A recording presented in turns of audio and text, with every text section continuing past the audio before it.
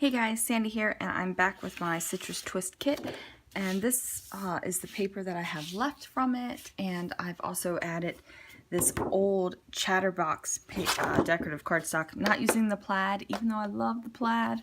I'm using this blue tone-on-tone like Starburst. I also have this branding strip from Chamel's True Stories collection, and I like the color. I think it goes well with that, so I've pulled in that. I'm also going to be using my Echo Park designer stamps from Smiles from Ear to Ear. It's a bit Disney. I'm thinking about using Good Times and the Stars because I have this border punch that I want to pull out. I also have a star punch. And then this is what is left of the Citrus Twist kit. I'm going to be using one of the word thickers, probably a couple of the die cuts, and we'll see what else I can get into and use. Alright, let's see what I can do. Alright, so here I am. I just cut the papers into some rectangles. I decided to overlap them. I really like how the colors in this triangle paper are pulled out by each of those colors that are in that striped paper. The striped paper is the exclusive one from Citrus Twist. And here I am. I know I'm going to use that Chamel branding strip, but I'm definitely not going to use the Carpe Diem part of it. And I decided to get out some of these papers, just get them out of my way, because I know that that floral isn't going to really go. So I'm deciding that I need to pull out that border punch, and I punch it out, and don't make you watch all of it. And I'm magically going to have it done. Whoop! Like, there it is. Okay. So here I am, and I am just making sure that the entire length can go from that little bit under the left side where it says New York, New York, and also all the way across on the right-hand side. And I thought that this star border would be enough of a horizontal anchor for me. But it just wasn't. And I think it's because the star border was made out of that grid paper, so it was really light, and all the colored triangle and striped paper, and even the photos kind of dark. So it was really kind of heavy, and it was really heavy on the vertical. And I decided that I needed to add some weight to the horizontal, so I just went ahead and flipped over that beautiful colorful paper and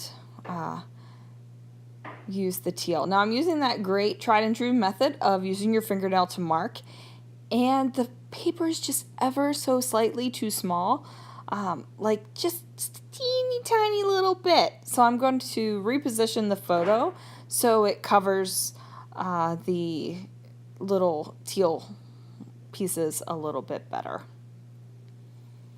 So I've been using my distress inks in the little mini ones over there in that tin up in the upper right hand corner a lot more. I really like the mini inks. I just like the space everything is contained in, and I think I've bought 4 of the pads, like the sets, and I'm trying to figure out which one I want next. But I haven't figured that out. If you have a favorite Distress Mini Ink pad set, could you leave it below and let me know? I know it's a color thing and it's personal preference, but I like all the colors. So I have to figure out which one is going to go. And then, fingers crossed that those Distress Oxide ink pads are going to come out in minis, because I really, really don't want the big pads anymore. I'm like waiting for I think I've got like 5 or 6 large distress ink pads. I'm waiting for them to dry up so I can get little ones. Alright, anyway, so I've pulled out these little tiny letter tile stickers from my stash, and they're kind of like from yellow up to a nice blue. So they are kind of like almost, they scan the spectrum of color. And I'm okay with that, actually. I wasn't sure if I was going to be, but all the colors are in the papers elsewhere, so you know what? It's gonna work for me, I guess. So the title ends up saying, let's explore this awesome place. And this is going to be basically the introduction to our trip. I have a page where it has like the plane tickets and stuff in it, but it's not like the intro page. It's kind of just like, here's the tickets type of deal. Anyway, okay, so that Explorer die cut is gold foiled. It kind of looks like Craft from the video, or at least it does right now on my little screen. But it's not. It is gold foil. And that awesome came from the Thickers pack in the Citrus Twist kit. Now, I cut this out so you guys didn't have to watch me.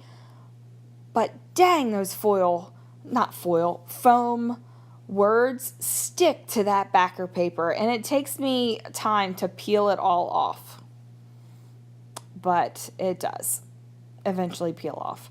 So I ink up the edge with pink here, and usually I ink edges all in one color, but I went for orange and pink and greenish, like all over the place on this layout. I just went for them all, and that's okay, because I liked it.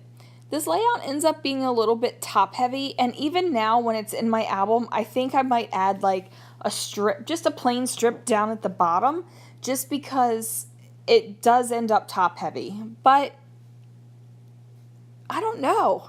I like it. I mean, I look at it and it looks a little top heavy, but I still like it. It's not like I'm looking at it going, oh my goodness, what have I done to this layout? Totally not that way at all. So I'm creating this cluster up at the top right hand corner, and it ends up being, I was thinking it was going to be like a little cluster. It ends up being a huge cluster.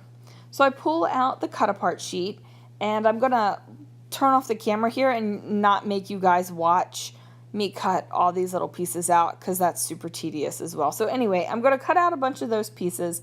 I pulled some of the die cuts. I accidentally pulled the flowers in.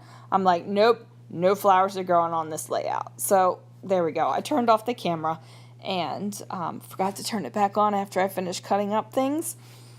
And I had already started to put some of the die cuts down and layered up some of the pieces. And see how big that little cluster is? It's like a huge, huge cluster. So I figure since that's so huge up there, I do need to add a little bit more to the bottom. So I put on this die cut heart that came in the kit. It's a Bella Boulevard, and layer it up with one of those cut apart sheets. And I'm using the rest of the enamel pluses. Now I gotta tell you, I've never been like a fan of the pluses. For myself, I should say.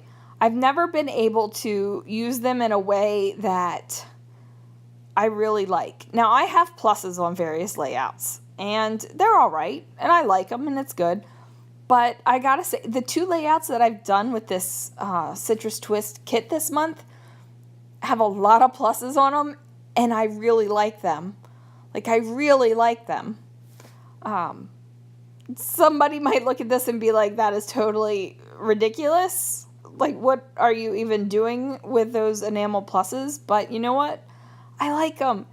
And that's my whole thing with scrapbooking. Any kind of memory keeping. Do it the way you like. And you know what? It's okay to change what you like. I noticed that the other day. I had posted that I didn't really understand traveler's notebooks. And then I had an epiphany about how I could use them, not necessarily as a scrapbooking memory keeping, but like as a planning thing. And not like a planning thing, but lists, because I love lists. I love lists. I love putting down ideas. And now I really, really want a traveler's notebook. Like, as soon as that clicked in my head, I wanted it. I'm like, oh, I like it. I'm watching traveler's notebook videos on YouTube. Like, I want a traveler's notebook now. But anyway, before then I didn't want one. I didn't like them. I didn't understand them. And then all of a sudden I did, and now I want it. So it's okay. That is completely okay to change your mind, change what you like, change your style, change anything, because it's your stuff. Do what you want. Okay, we're going to stop that for a minute. I put on some of those enamel stars that also came in the kit, and I decide that up there where those two papers overlap, it's a little bit boring now because I've got all this other stuff going on everywhere. So I decide to use the yellow tab up there that says unplugged, and then it says weekend, because really there was so much to do and so much coming at us that we didn't even really touch any of our electronic devices. But I do change that weekend up there. I pull out the tiny word stickers and change that, because it just it melts into each other too much. Now I also took I was thinking about adding some gold, but nah, that didn't work.